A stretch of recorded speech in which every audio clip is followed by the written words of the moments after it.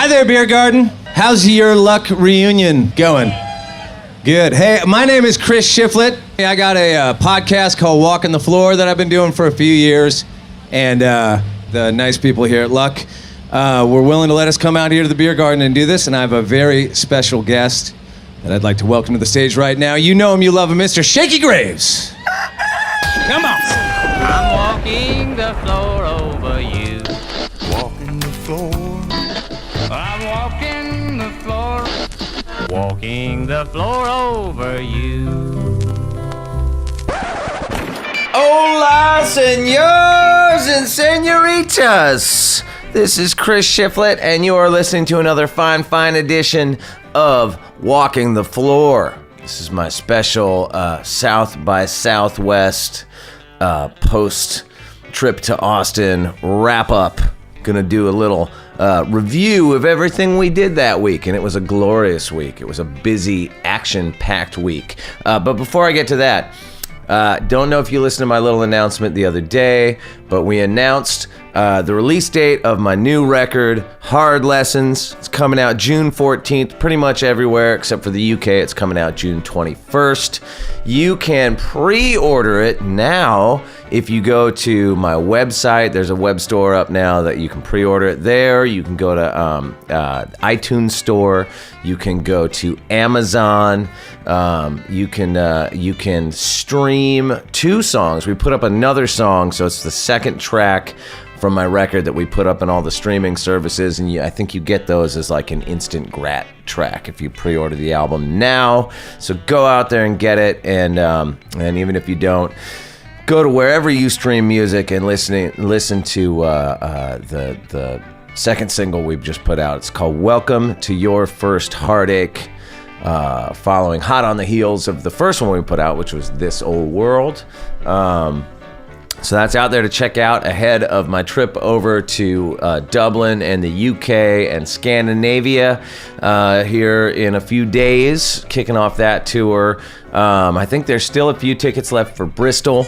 There's still some tickets left in Glasgow and Edinburgh, and there are still tickets left in Oslo, Copenhagen, and Stockholm. That's it. Yeah, go to my website. All the ticket links are there. Boom. You can get your tickets today. Get your pre-order today. Listen to, my new single, Welcome to Your First Heartache. You can go to my web store. You can buy a bundle. You can get a vinyl and a bandana and a t-shirt and a sticker and fucking all kinds of shit, man. It's all up there. We're doing commerce, people. Let's do it together. Okay, goddamn, what a week. I basically got home Sunday from South by Southwest a couple Sundays ago now, and went to bed. I had a good sleep because we had a crazy week. I jumped right into it down there. Flew down on Tuesday to Austin, went right to a rehearsal with Ray Benson and Asleep at the Wheel because I played a couple songs with him at his birthday party that night. Then I bopped over to do a acoustic gig on the radio that's probably out there in the internet somewhere. That was fun. And then went back and did the Ray Benson gig that was super duper fun. Crazy. Got up there, my pedal board didn't work, just one of those like throw and go situations where I was just like, I've tried to plug into this amp, that didn't work, plugged into this other amp, okay, boom, let's let it rip. And then the next day, my band got in, had nothing much going on that day, but then we did Luck Reunion, which I've never been out to, and it was super fun. We were there all day. That's where I did today's interview that you're about to hear in a minute with Mr. Shakey Graves. So we hung out there, played over on the saloon stage. It was nuts. Next day, we did 2 gigs at the Yeti showcase over at their flagship store. That was great. I did a little acoustic thing over there too, that's lives somewhere on the internet on Yeti's socials, and then played their gig, and then went over and played what might be my favorite gig of this whole campaign thus far. We played what was pretty much like a keg party at Arlen Studios. It was nuts. It felt seriously, it felt like 1987 to me. It felt like my high school band playing a keg party out in Cito on a weekend. It was nuts. There were just people right in your grill, and you pushing your gear through a drunk frat dudes and girls all over. It was just the whole thing. I loved it. Loved every minute. It was a sweaty, hot mess, and it was fantastic. Then the next day we closed it out at Paul Cauthen's Big Velvet Review, which was a great way to end things. That was nuts too, just packed out. And I think during our set, the fire marshal came and was yelling at Jeremy, my manager, to remove the tarp and the this and the that. And I didn't know what was happening, but it was great. And then we flew home the next day. And that was that. Another South by Southwest in the books. Bam! All right, let's get to our sponsors. You know Zounds.com. All you struggling musicians out there that want to go get a good deal on the internet for some strings or a guitar, an amp, a microphone, whatever you need. Every order $599 and above is eligible for Zounds.com's exclusive 12-part payment plan, man. So get over there, Zounds.com. And while you're at it, get yourself some D'Addario strings, because support for Walking the Floor comes from D'Addario. D'Addario, a fine maker of USA-made instrument strings and musical accessories, is committed to sustainability through the playback program, recycling over 1 million used instrument strings. For more information on the playback program and how to help in its mission of reaching 2.5 million strings in 2019, visit playback.daddario.com. Now let's get on over to today's interview.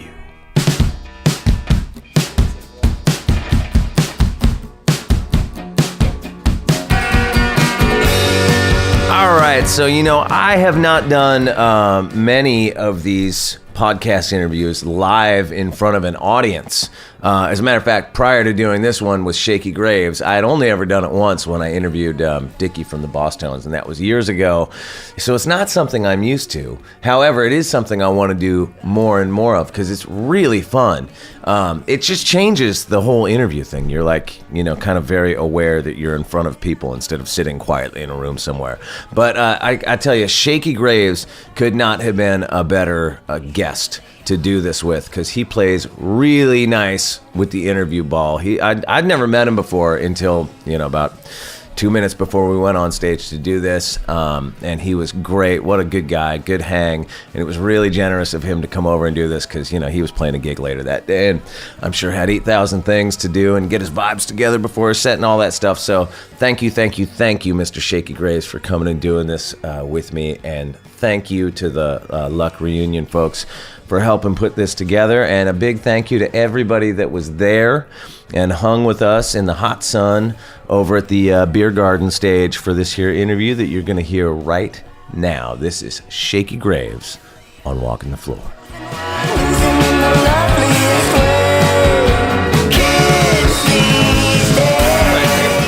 Yes, sir. You'll notice I conveniently positioned myself in the shade of these lights. Oh, you monster. But you get all that beautiful sun. Well, we both have hats, so that's true. You were out hatting me pretty hard when you got here earlier, so I had to go to my van and get my hat. Yes. How's it going, buddy? It's going great. Oh, hold on. Let me get this mic out of this thing. Okay. I want to be freewheeling like you, man. Yes. You can't hold this man back. There we go. Yeah, there it is. Cheers. Better. Cheers. Hey, it's a pro gig. I put some water over there for you. Wow.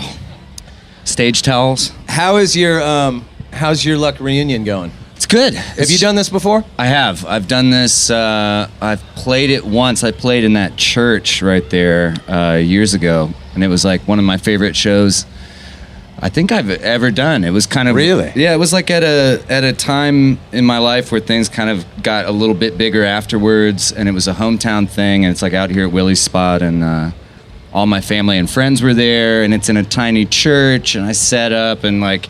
It was like it was like the end of a movie. We're like, and all your friends are there, and cheering like, you on, and like victory. everyone like danced, and people were like, he's doing it. You live in Austin? I do. I live in Austin. Are you from Austin? I'm born and raised in Austin. Okay, wow, an actual local. Woo! That was cheap applause right there. Cheap applause. We're take pandering. It. I will take it. I mean, how is this week for you with like the whole entertainment industry descending upon your hometown? Are you like, get the fuck off my lawn, tourist? Yeah, a little bit. You say that, and then you're like, I heard my friend's doing something over at this thing, and then you're like getting out of an Uber at 5:30 in the morning, like, God, get me every time. You're a young buck. You can handle it. Yeah, Us old timers, I'm like, I was burnt after about 20 minutes. Well, it's intense. I mean, I put in some time, and now I kind of feel lucky where I leave town and come to things like this. I guess this still counts. I mean, it's not like we're really avoiding it, but we are. We've succeeded. Good job, everybody. Good job, Nice guys. work. Nice work. Give yourselves a round of applause. Cheap applause as well. Good job. Okay, I read a good quote of yours the other day that I wanted to Oh, man. read back to you. Okay. I detest busking, and I always did. Truth. Okay, let's talk about busking. Okay. Here we go. I'm a little bit obsessed with busking. I have actually busked once in my life. I did not come up busking. Doesn't sound very obsessed with it, I'd say. Well, I'm obsessed with other people doing it. I'm like I'm a busker from afar. I want to be a busker. Well, let me specify by saying I don't detest buskers. Okay, good. I detest busking. Right, but is that how you kind of came up? Is that how you started? I know No. when you first started, you were like a one man band kind of thing, solo acoustic. Yeah, but I mean, I always kind of thought it was important to even like to just kind of play a show, even if people aren't listening, as opposed to, you know, the thing about busking is that you kind of have to, it's like a quick grab and sort of can be a cheap entertainment moment. And then, you know, maybe like, I think my favorite busking is when people are like have crazy breakdance routines or, you know, some things really lend themselves to that like street performance. But did you do a lot of busking yourself? I was Because weren't you the official busker of the Railroad Revival Tour? That's true, but that was all a myth and a hoax, sort of. Oh, really? Well, I mean, there is no such thing as an official I'm never going to busker. check Wikipedia for my interview content ever again. Official busker is like, you know, that's not a thing. Like it's like you're the official person that we don't pay attention to. Like you're a beggar. You're our official beggar. Well, you see, you're getting at something this is the thing that I'm kind of fascinated about with busking. Because the one time I did it, I was in Nashville. We had a day off on tour, and I'd always wanted to go busking. So I went and I bought a little acoustic guitar, and I went down to Broadway. Did you make any money? I did. Okay, that was my first busking tip that somebody shit. told me, was that you got to stock your case a little bit. But the thing that I quickly figured out with my own busking moment was that when you're busking, nobody will make eye contact with you. No. Because if they make eye contact with you, then they feel compelled to like throw $1 in your case. So as the night went on, I would find myself getting a little more aggressive in my bus. I'd kind of get out in front of people and try to get in people's face, and it kind of worked. See, that's like the real like forcing my wares upon people just hurts my soul a lot. Like, yo, man, look at this. Isn't that what we do all the time? Sort in a of. weird way? Well, yeah, that's fair. But, you know, like, I guess my preferred method is being ignored at a bar while you play. That's my teenage dating technique. I just want to point Being that out. ignored. Yeah, well, Just standing against the wall and hoping someone will talk to me. I look pretty cool. You should have put a hat out with money in it, and then, Seriously. you know, maybe it would have worked a little more. But, like, you know, I think I kind of... I still use a lot of, I guess, busking guerrilla tactics. It's not a thing. But you know, like, if you play in bars and stuff when you're coming up, I had to find ways to get louder than the actual bar itself. It's hard. And find ways to make people pay attention to me.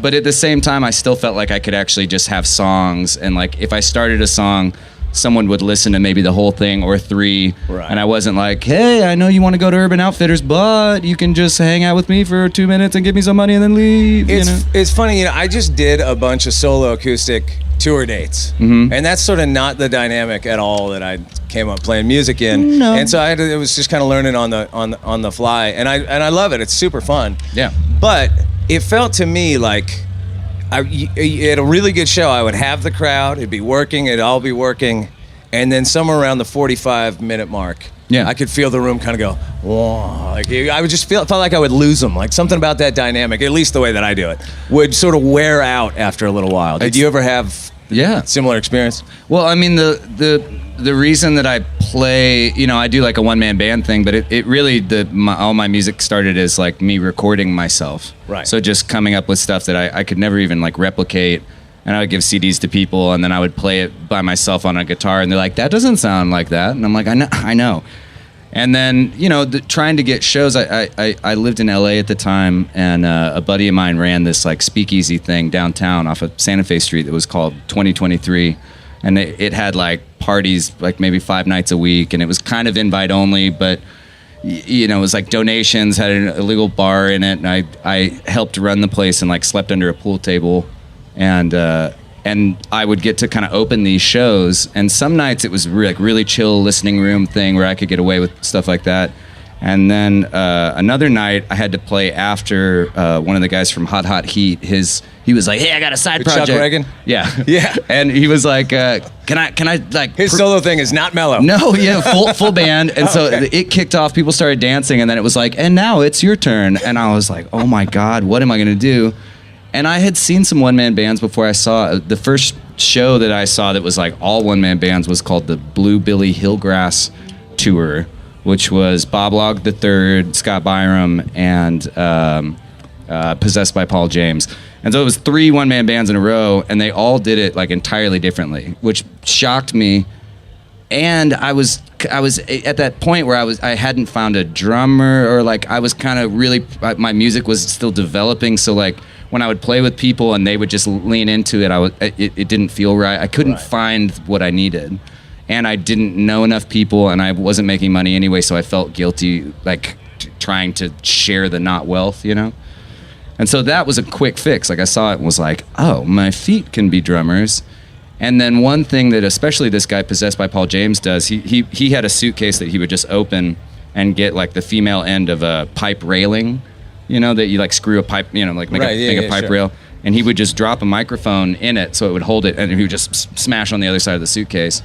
And then he would play fiddle and guitar. And when the crowd would start to, he was the opener, so when the crowd would start to kind of like, me included, you know, I'm hanging out with people, and we'd start to talk, he would just transform the song into something else. It was like, even if it was a song, he would let it slow down, or he would break it down, or suddenly speed it up and kind of like... That is the beauty of doing it just one-man show. Mm-hmm. You can sort of stop on a dime. If somebody heckles you, you can stop and answer. Or throw an egg at them, yeah. Right, exactly, whatever. Yeah, that is the thing that I love about it. Yeah, and so that sort of freedom, like that matched up with my mindset about music in general, is that I do kind of like...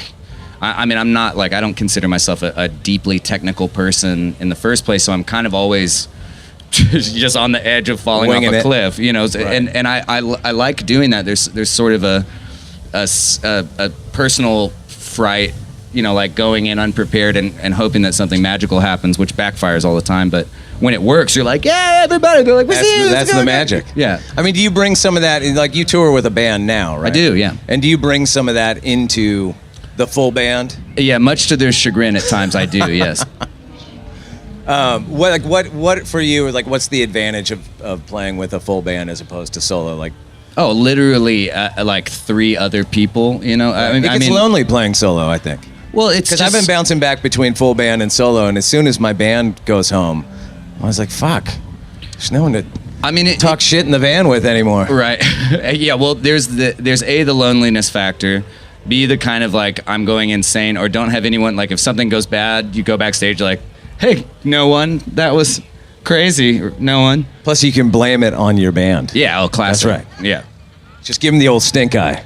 But I mean, there's so much like, you know, it's kind of using 2 different parts of the brain a little bit, where I've recently done a couple more, like I played solo for a whole set last night, and then for a while it was me solo, and then it was just me and a drummer, and we came up with a way to fill up a lot of sound. Right. And that was even different than me just going solo. Like there's a certain richness where then you have to match an actual drum kit that I would forget I had all these techniques like gear, where I would loop a guitar amp into a bass amp to make sure there was low end.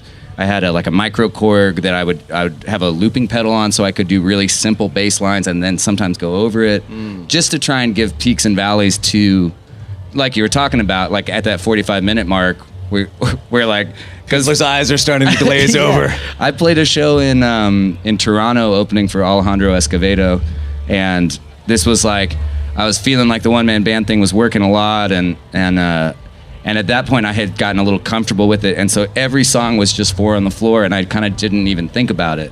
And I read a review the next day in a Toronto, the Moose or whatever, and it was like, sorry, those damn Canadians. I know that's a low Canadian joke, but it was like, you know, Shakey Graves kicks this off, and like the first 3 songs, it was like so engaging and fun to watch, and then it was like, I think I had a full hour, And it was like by the 30-minute mark, you know, I was just waiting for him to stop yelling at me. And I was like, oh, fuck. And it's also just kind of like, you know, you panic on Don't stage. read your own reviews, man. Come on. But it was helpful. It's like I did need to hear that, and sometimes you do need to hear stuff like that because I also don't want to do that to people. My goal isn't to go up and just like bash your head against the wall. Sure. And I have other stuff that I would just be kind of nervous to do. Like maybe I'm like, well, that sensitive waltz, you know, somebody doesn't want to hear that in this room. And the truth is like, if you bring people somewhere, they'll go with you. People want to give you the benefit of the doubt. They don't want you to die on stage. It's really, really easy to misread a crowd. And I always have to remind myself that, you know, like people paid their $10 or whatever and they're here and they want to have fun and they don't want you to suck. They're like rooting for you. You see someone like... They're not against you. Yeah. You see someone lean over and you're like, in your brain... What's he laughing at me for? This dude's awful. He's just like, I'm having such a great time with my family. And you're just like, fuck you, guy. You know, it's like, it's horrible. I mean, do you write differently for when it's just you solo as opposed to like when you're writing for like your latest record is more fleshed out sonically? Is it a different process for you, or is it the same thing? Yeah, it is. It is in the sense that like I've really, because I've done stuff by myself for a long time, kind of out of necessity, and then sometimes out of preference. But the goal was always to have other people because I can only teach myself so much. You know, you really learn a lot from even just how to play, where you have to leave space for other people. You know, less is often more. I was used to having to play bass notes and, you know, and like cover everything. And then as soon as a bass player entered it, I was just I was ruining all the low end of my own stuff and it would just turn into mud. And so the last record I wanted to write with my band, who's like, I finally do have a band that these are like my friends and musical collaborators. And so it was a different process in the sense that I approached it like that on purpose. I was like, let's write songs. Well, like as you sort of continue to evolve as an artist or musician, do you get some of the like your hardcore early fans that want you to be the same guy that they discovered? Constantly. Oh, really? Yeah, constantly. Especially like we didn't go to Europe, or I didn't go to Europe a lot in like formative times. Those are the people I always say they love you so much they hate you. And like, so now when I go over there, it's now full band where they're like, where is the guy who has luggage and comes? Where's the suitcase guy? Yells it, and I like, you know, I've had some people in Amsterdam just like mid-show, like, ditch the band. And you're like, come on, buddy, like, help me out here. That's where band volume comes into play. That's the shit that you couldn't do when you were just solo acoustic. And the now you can just aforementioned eggs, where you just egg a fool. Yeah. And that's actually the guy in the crowd having the best time too. Yeah, it's such a weird compliment. Like, I love you so much, but only the stuff that I love you doing. And you're like, I don't want you to ever change. Thank you. So I saw you have a ton of tour dates coming up. I've got some. Are you like in cycle? When did your last record came out last year? But how deep into that are you? I mean, I guess it's tough for me to entirely subscribe to just album cycles, especially since I still feel like I'm expanding on what this show is and what the project is and who I am.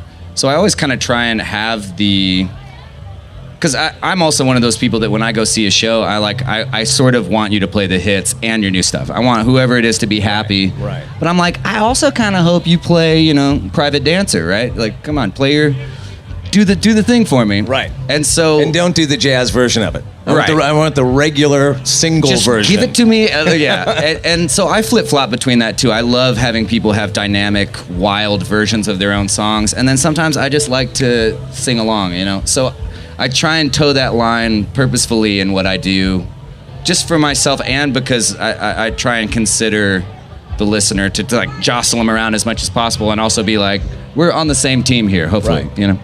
Well, going back a little bit, what do you think, like how'd you catch the music bug? Was it environment? Was it your family? Was it your friends? What was it? What got you into this whole thing? Well, I grew up doing theater. My family are all like Austin theater playwright. My dad's a set and light designer, and so I grew up doing like, you know, regional theater stuff, high school theater. I was great in high school Was theater. the music and the acting side by side? Well, theater always has a like foray into musical theater at some point, especially if you're a kid, where it's like, let's do show tunes. And so I sang, but I was also sort of stubborn and like didn't consider myself musical at all, and just sort of like told myself that up until I was maybe 13. I was in 7th grade, and I got my first girlfriend who was an 8th grader, which was like coming up in the world. And she had like a bra and stuff. It was I know, it was crazy. And So that's what was going on in theater class. I had no idea. This was like where I was like, no, I never sang and danced. Like, I'm really into Korn. I like stuff. Whatever you like, I like. It's like 7th grade. It's a tough time. Like, what would your like sort of key influences be then? Oh God, at that point, darkness. I was coming out of like an unabashed love of pop music, and then entered the realm of 7th grade where it was like, no, dude, we hate everything. And I was like, oh, right. I got you. So I got a bunch of like, I had like an Insane Clown Posse CD. I hear that in your music. But yeah, so it's a lot of Insane Clown Posse, some Stained, I guess, probably. Power Man 5000, the classics. I would never have pegged you for that guy. No, I wasn't that guy, but that was like the environment. I say that as somebody, I'm quite a bit older than you, and I grew up listening to Scorpions and Judas Priest and all the the stuff that predated that, but appealed to the same kind of kid. It's arguably still better music, no matter what. I would have to say. I would have to say. But the Hatchet Clan, those crazy clowns do all sorts of cool stuff. Juggalo World is power to them. So then, when did you start playing out and sort of doing your own? Did you used to have like early teenage band experiences and all that sort of thing? Well, so said girlfriend went to Mexico over the summer and cheated on me, and I found out through best friend on AOL Instant Messenger, like, oh my God, and like this whole thing. And so I had this plan, because she was really into guitar players, where over the summer I was going to master guitar and just shred face. And so she cheated on you, but you were determined to win her back. Yeah, or to just like make her feel real weird about it. Like, oh, I didn't know that you were like, and so I started like, I didn't know you were a genius. I would have never done that. You never told me you were great at guitar. And I was like, oh, I just learned when you ruined my baby life, So she came back. It didn't matter. She was like, I don't care. And I was like, I guess I don't either. But that void that I had for that first heartbreak is confusing and wild, where you're like, who am I? And that merged with me getting over the hump of the painful beginning of playing guitar, right, where practicing can feel, practicing feels like a task. It was like I was determined to get somewhere, and then the first time I did like a C to an A minor on my own, and was able to sort of change the happy to the sad musically, right, and it was like finding masturbating. I was like, whoa, I don't even have to listen to music. I can just like, C, A minor, C, A minor. I get it. I had the same experience. And so, I never stopped masturbating, but I know what you mean. Congratulations. Thank you. But so then that kind of just became, music was always, I was in like a bad screamo band in high school, played guitar. But that, our band was tough. We had just really bad shows all the time. We'd play like DIY spaces and stuff. But I got to see all these, I was part of got sucked into that scene, which is like, hand screen printing everything. And you would see these like insane thrash bands and sludgecore and post-90s emo bands, all this stuff where I was like. Super DIY. Yeah, just wild stuff, like crazy straight edge shows and coffee shops where you're like, how do they allow us to do, just like loud big house parties. And anyway, that whole world taught me a lot about like the community of that was maybe the most tight and like seemingly violent thing that was actually all about like people pounding Dr. Pepper and like being friends about it. It was so weird. And I was like, this is great, and like go to a thrift store and buy a bunch of shirts and turn them inside out and screen print on other people's shirts and then sell them and like, make Dr. Pepper money. And you're like, what? So what's going on? When did that evolve into solo acoustic stuff? That just turned and musically, what took you there? That just turned into me recording. So I always drew too when I was a kid. I was always constantly drawing, and so I was always able to conceptualize an artistic project as building something. So like the first time I got like a multi-track recorder was when it really started for me, where I would sort of write songs, but I didn't really write songs because I wasn't comfortable singing and playing at the same time. So multi-tracking, I was able to like put down a guitar part that I could barely get off and then sit around with a microphone in my room and then like make up stuff around it. And then I got into like harmonizing with myself, and then like that just became the world to me, you know? And so I just continued doing that more so than playing out, but always like recording, which is still something that is like closer in my heart maybe even than performance, is that I love starting the day with absolutely no song existing, and then hearing something the tape's accidentally slow, you speed it up, you match the drums, slow it back down, and then you have this thing that didn't exist, 12 hours before is like, I highly recommend people doing that in all aspects of life. It's just building. Agreed. That is stuff. the magic. Yeah. On that end, would you like to play us a song now? Sure. Awesome. Did you bring your suitcase? No. Damn. You didn't tell me, man. Well, I thought we'd have some suitcase lessons. Suitcase. I saw a guy in like, now that suitcase, my friend Will built that, and that design was like entirely his. And I saw a dude busking in South by with a totally nicer version of the same. It's like people manufacture those Nice. now. They're like, Starting okay, a cool, trend. my buddy makes those. I'm like, my buddy makes those. I hope you get a royalty off that. Mr. Shakey Graves, come on. Stick around here. He's going to play us a tune, and I'm going to get out of the way. What? If you want to intro it with a little story or anything, that's always good for podcasting. Okay. So here's this is a song called Dining Alone. That's, oh no, I don't want to do Dining Alone, forget that.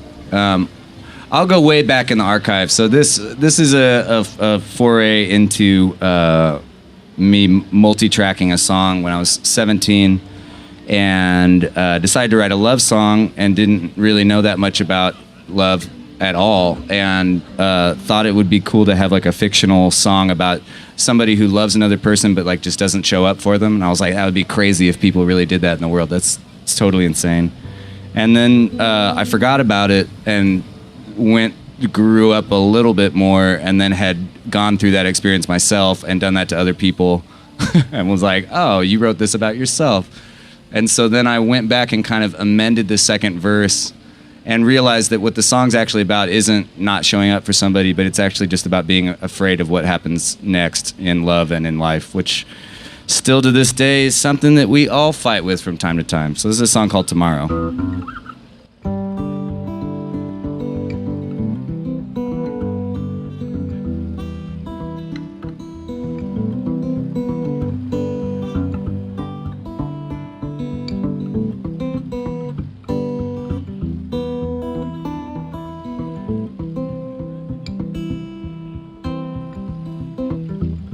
I'm tired of losing. I used to win every night of the week.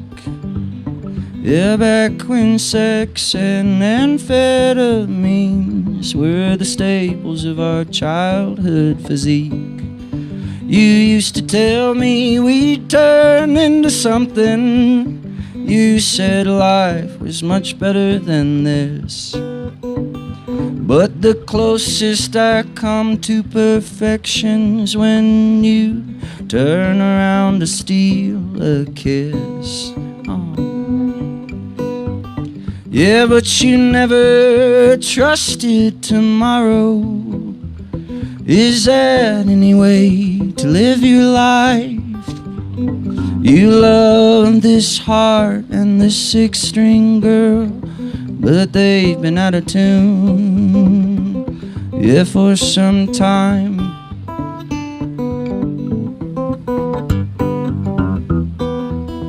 So that's 17-year-old me verse. Name-dropping amphetamines, not knowing what they were. Talking about sex, like, yeah, sex.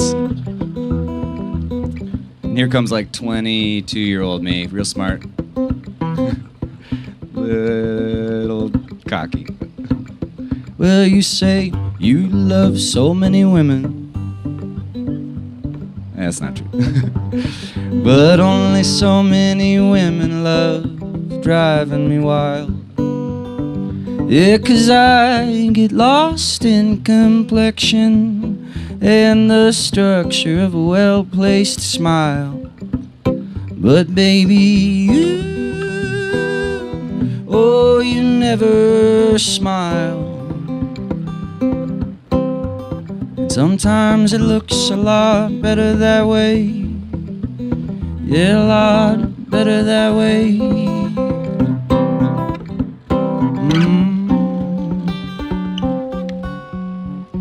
Oh, but you never trusted tomorrow.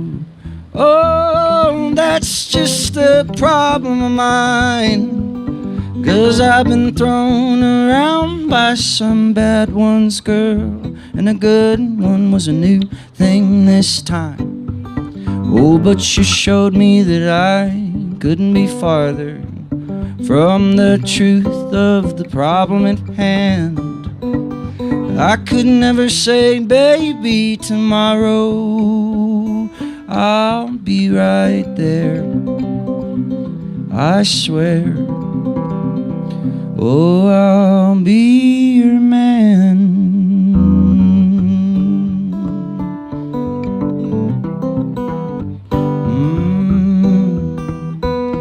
Yeah, I'll try as best as I can.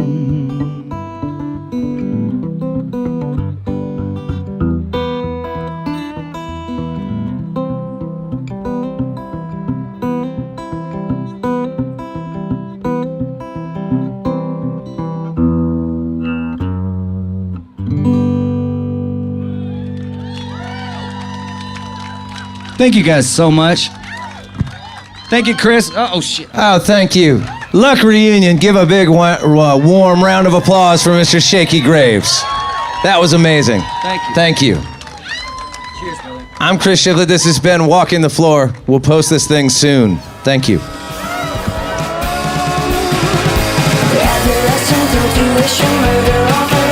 All right, that was Mr. Shakey Graves on Walking the Floor doing a bitchin' acoustic tune there at the end. What a great dude. Make sure you get over to walkingthefloor.com. I'm going to post some links so you can check out his tour dates, buy his t-shirts, stream his music, blah, blah, blah. Check out whatever he's up to. And don't forget, get on over and pre-order my new album, Hard Lessons, out June 14th. June 21st in the UK. You can pre-order it now. You get 2 brand new songs when you do that. And get over to my website, chrisshiflettmusic.com, and pre-order that stuff and buy yourself a t-shirt and a sticker and a hat. It's going to be awesome. All right, and I'll see all you out in Dublin, out in the UK, out in Scandinavia, on tour with my band in just a few days. So get your tickets at chrisshiflettmusic.com. It's going to be a hoot and a holler. That's it for me today. Adios, amigo!